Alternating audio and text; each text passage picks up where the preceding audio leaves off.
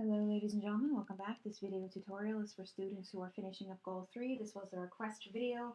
This particular request video, it's not my favorite topic for students. A lot of kids tend to struggle with it, but since it was a request video, who am I to deny? What we want to do here, the thing is, the key word for this topic is inverse.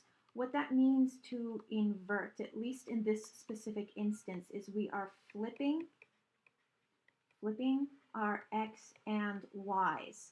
And then in the case of an equation like this, we solve for y.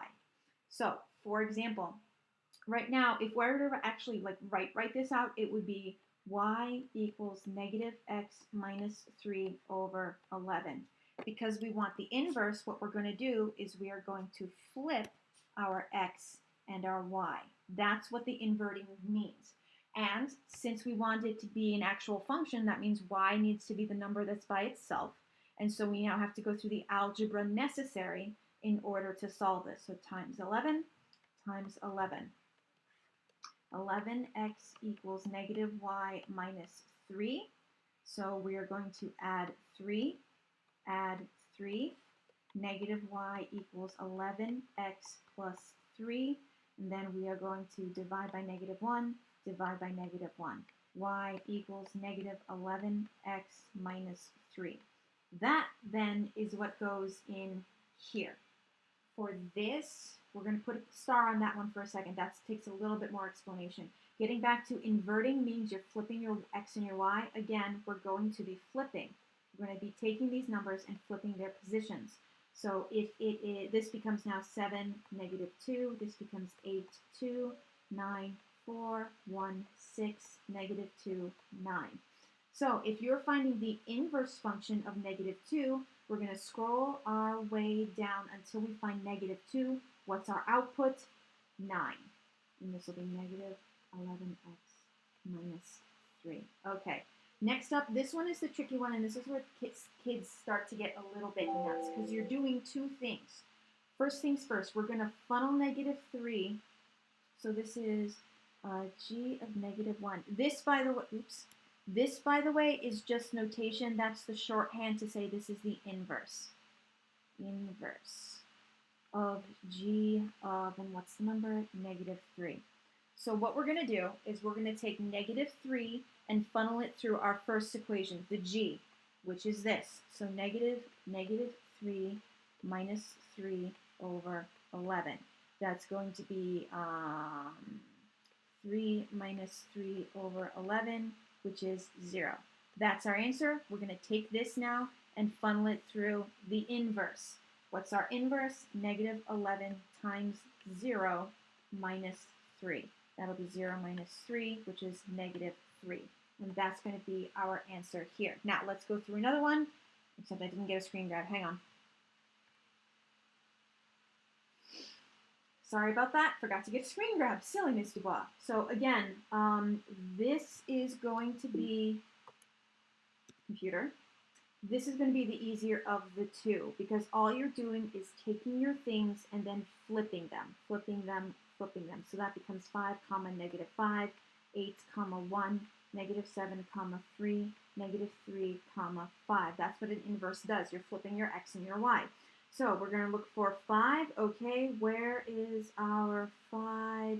Here it is. What's it matched with? Negative 5. That's nice and easy. This one, we're going to take this, our negative 4x plus 9. That's what our line is, right? Only now we want the reverse of it, so we're going to take our x and our y, and we're going to flip where they are. So solve for y, minus 9, minus 9. So negative 4y equals x minus 9, divided by negative 4, divided by negative 4. Y equals x minus 9 over negative 4. There's our answer. So x minus 9 over negative 4. Ms. Dubois, do not sneeze right now. You're making a video. Here, again, we're going through that mess. This is making us do 2 steps of work. So the first thing we're going to do is g of negative 1 of g of 2. All right, I don't want to get into this notation too much.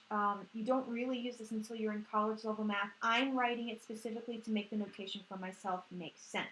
Now, first thing I'm going to do, I'm going to plug it into regular G. What's regular G? This. So negative 4 times 2 plus 9.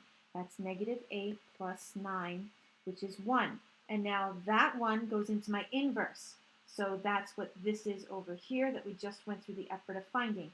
So it will be 1 minus 9 over negative 4. 1 minus 9 is negative 8 over negative 4. Double negative cancels out. 8 divided by 4 is 2. And that will be our answers. One more example. Let me grab another screen grab so that make sure you're absolutely comfortable with this. Okay, did a paste? Okay, so now our last example. Let me drag that down a little bit. We didn't quite make it. There we go. Now we have some room. Okay, so first things first, this will be the easier one because this is just a list of numbers. We're going to flip them, so that will be 6, comma, negative 7, comma, 1, 4, comma, 3, 0, comma, 6, and then 5, comma, 8. Now that it's all flipped, my x and y's traded places, I'm going to look for my negative 7. Negative 7 is right here. What's my y? 1. Next up, we got to go through this mess and reverse it. So that will be x equals y plus 8 over 11. You notice I didn't go through the effort of flipping my x and y's. I did that automatically in my head as I was writing it down. And now we solve for y. So times 11 times 11. So y plus 8 equals 11x minus 8 minus 8. Y equals 11x minus 8. There's our inverse function, 11x minus 8. And now this mess, we're funneling 0 through both of our functions. So it's wait a second, order matters here. Okay, so we are going our inverse first. Okay, of 0. I almost missed that, and then I would have led you astray, the horror. So if you'll notice, I'm going to scroll up for a second if my computer will let me. Order matters here. Oh, which means I did this wrong too, maybe. No, I didn't. Yes, I did. No, I didn't. There. Okay, so if you'll notice, no, come back, stop, computer. For the first two examples, I'm going to darken this up so you can see a little bit. We had the negative one first and then the regular function second. Over here, we have the reverse of that. We have the negative 1 second, which means this is the thing that we are doing first. That's very easy to miss. Even Ms. Dubois just now almost missed that, so be very careful. So we're going to funnel this through, so 0 is our input. We're going to funnel it through our equation that we made first. So 11 times 0 minus 8. That's 0 minus 8, which is negative 8. Negative 8 is my answer. That's what goes through the regular equation. So the regular equation is going to be x plus 8. So it'll be negative 8 plus 8 all over 11. Negative 8 plus 8 is 0 over 11. So our answer is 0. And our final answer here will be 0. So be very, very, very careful when you're looking at your inverse functions and take note of the order in which it is being done. Very, very important. That is 3 separate examples of varying shapes and sizes. Hopefully this will help you hit your 85%. As always, stay happy, stay healthy, stay safe, and I will see you in the next one.